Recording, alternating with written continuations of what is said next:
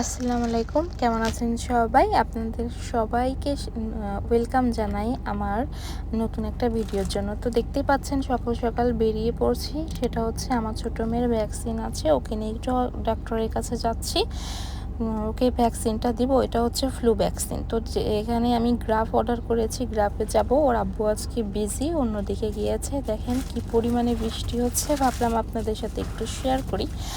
তো বৃষ্টি দেখতে কিন্তু অনেক ভালো লাগে। অনেক দিন হয়ে গিয়েছে যে বৃষ্টিতে ভেজা হয় না, কারণ মালয়েশিয়ার ওয়েদার, বৃষ্টির ওয়েদারটা ভালো না। বৃষ্টি গায়ে পড়লেই অসুস্থ হতে হয়, জ্বর হয়।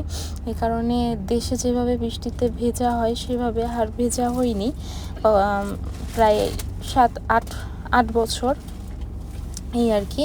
তো মেয়েকে নিয়ে তো যাব, যে ওখানেই যদি আসতে দেরি হয়ে যায় তো এখানে থেকে রেস্টুরেন্টে থেকে একবারে খেয়ে তারপরে বাসায় আসব। আমার কিন্তু রান্না সবই কমপ্লিট, আমি সকালে উঠে রান্না করে ফেলেছি। যেহেতু আমি জানি যে আমার মেয়েকে ভ্যাকসিন দিতে হবে, ডক্টর ফোন করেছিলেন, ক্লিনিক থেকে ফোন দেওয়া হয়েছিল, এই আর কি। এখানে ওয়েট করা হচ্ছে গ্র্যাবের জন্য। অনেক সময় পর্যন্ত আমি গ্র্যাব অর্ডার করেছি, কিন্তু কল করেছি, কিন্তু গ্র্যাব আসতে লেট করছে। মেবি বৃষ্টির কারণে জ্যামে পড়েছে, এই কারণে।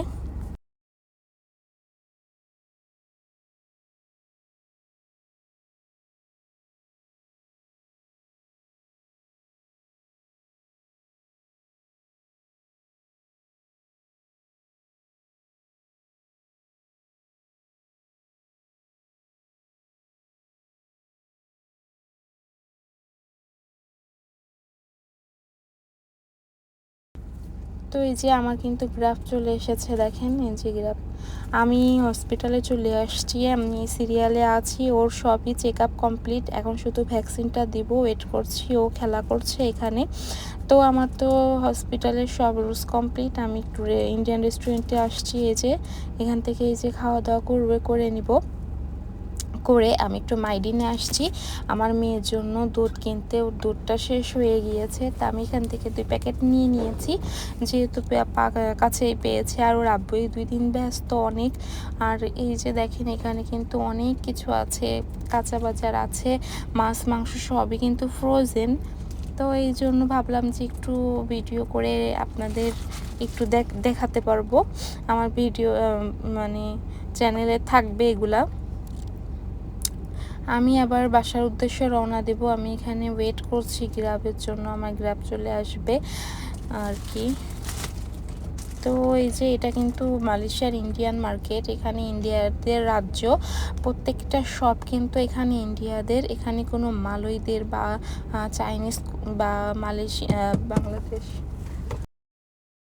আমি তো মাংস রান্না করছি, আজকে বৃহস্পতিবার রাত, তো একটু কষায় রেখে দেব।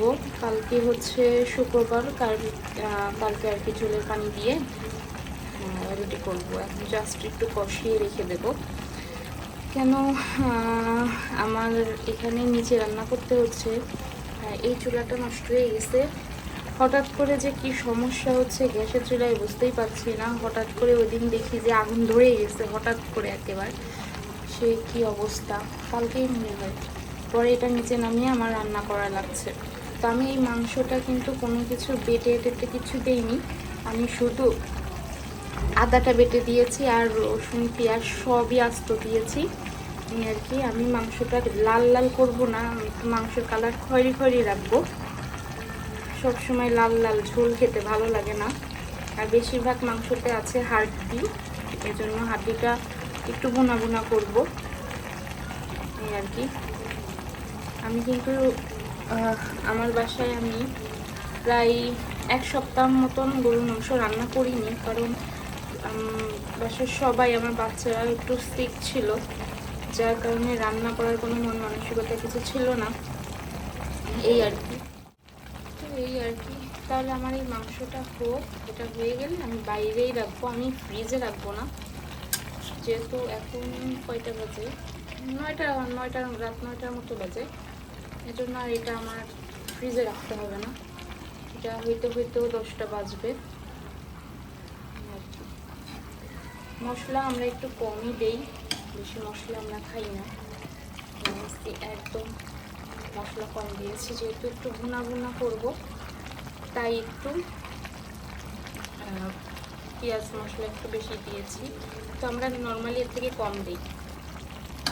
ঠিক আছে, তাহলে রান্নাটা হোক। এই যে আজকে তো শুক্রবার, আমি গতকাল রাতে যে মাংসটা কষিয়ে রেখেছিলাম সেটাই আজকে যে পেঁপে আলু দিয়ে ঝোলের পানি দিয়েছি। আমি আরও একটু ঝোলটা কমিয়ে নিব, যাতে আমার মানে বেশি বেশি ঝোল রাখবো না, একটু ভুনা ভুনা করবো। এই যে ফাইনাল লুক দেখেন, তেল ওপরে একটু বেশি উঠছে, আমি কিন্তু তেল বেশি দিই নাই।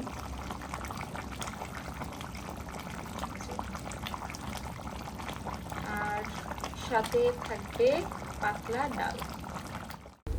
তো এই তো ওরা দুই বোন খাচ্ছে, খাওয়া দাওয়া করছে। বড় মেয়ে স্কুল থেকে আসছে, ওকে দু বোনকে শাওয়ার দিয়ে দিয়েছি, এখন ওদেরকে খেতে দিয়েছি। ওরা দুই বোন খুব মজা করে খাচ্ছে ডাল আর গরুর মাংস দিয়ে। তো ওরা খাক, ওরা দুই বোন মজা খুবই দেখছি গল্প করছে, ওকে খাইয়ে দিচ্ছে ওকে খাইয়ে দিচ্ছে, এই আর কি।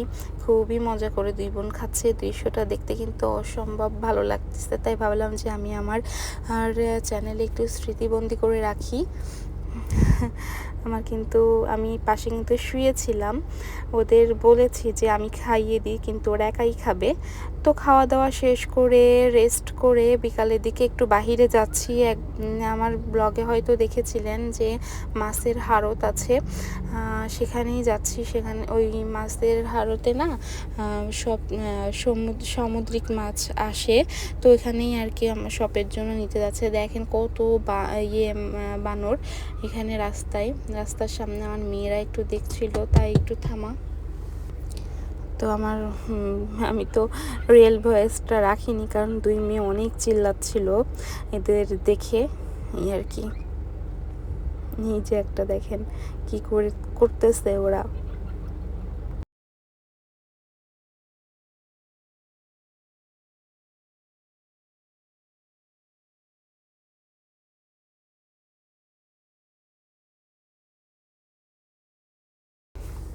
তো এই দেখেন, এই যে মাছের হাড়তে আসছি।